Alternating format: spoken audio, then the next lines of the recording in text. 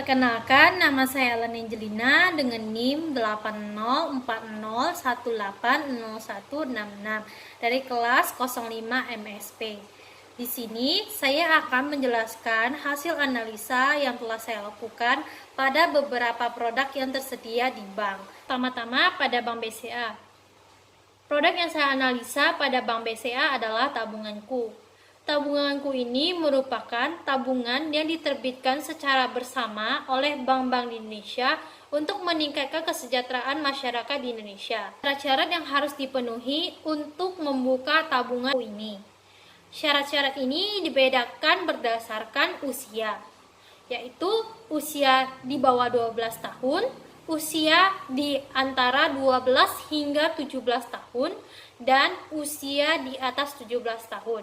Kelebihan dari tabunganku, yang pertama, tabunganku bebas biaya administrasi. Kelebihan yang kedua, persyaratan pembuatannya sangatlah mudah. Yang ketiga, kita akan mendapatkan buku tabungan. Yang terakhir, kita akan mendapatkan kartu ATM. Tabungan BCA ini juga memiliki beberapa kekurangan. Yang pertama, kartu ATM pada tabunganku ini tidak bisa digunakan di mesin ATM bank lain. Yang kedua, tabunganku ini tidak bisa mendapatkan fasilitas e-banking tambahan. 3. Rekening tabunganku BCA memang bisa transfer antar sesama BCA, tetapi kita tidak bisa transfer ke rekening bank lain. Kekurangan yang terakhir pada tabunganku ini adalah transaksi debit pada rekening tabunganku BCA ini dibatasi. Berikutnya pada Bank BNI. Di sini produk yang saya analisa adalah deposito. Deposito merupakan uang yang disimpan di dalam rekening yang merupakan simpanan berjangka di mana dapat dicairkan setelah jatuh tempo. Bank BNI menetapkan minimal setoran awal deposito di angka sebesar 10 juta. Persyaratan yang dibutuhkan untuk membuka deposito ini. Yang pertama, mengisi formulir aplikasi pembukaan rekening. Yang kedua, menunjukkan identitas diri yang asli. Yang terakhir, melakukan setoran untuk pembukaan rekening. Manfaat dari deposito ini adalah yang pertama, mendapatkan tingkat suku bunga kompetitif.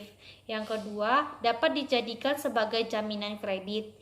Yang ketiga, dijamin oleh lembaga penjaminan simpanan.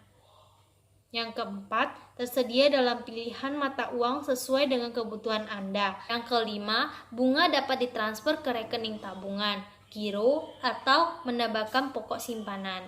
6. Pada saat jatuh tempo, dapat diperpanjang secara otomatis atau tidak otomatis. Yang terakhir, tersedia dalam berbagai pilihan jangka waktu sesuai dengan kebutuhan masing-masing. Kelebihan dari deposito BNI, yang pertama, suku bunga yang didapatkan dari deposito BNI lebih besar dibandingkan tabungan biasa. Yang kedua, lebih aman. 3. Resiko lebih rendah. 4. Bisa dijadikan sebagai jaminan kredit. Yang terakhir, persyaratan membuka deposito lebih mudah dibandingkan membuat ATM BNI. Untuk kekurangan dari deposito BNI, yang pertama adalah setoran awal lebih besar dibandingkan tabungan BNI biasa. Yang kedua, dana tidak bisa dicairkan sebelum jatuh tempo. Ketiga, apabila dicairkan sebelum jatuh tempo akan dikenakan penalti. Yang terakhir, bunga dapat berubah-ubah sesuai dengan perubahan suku bunga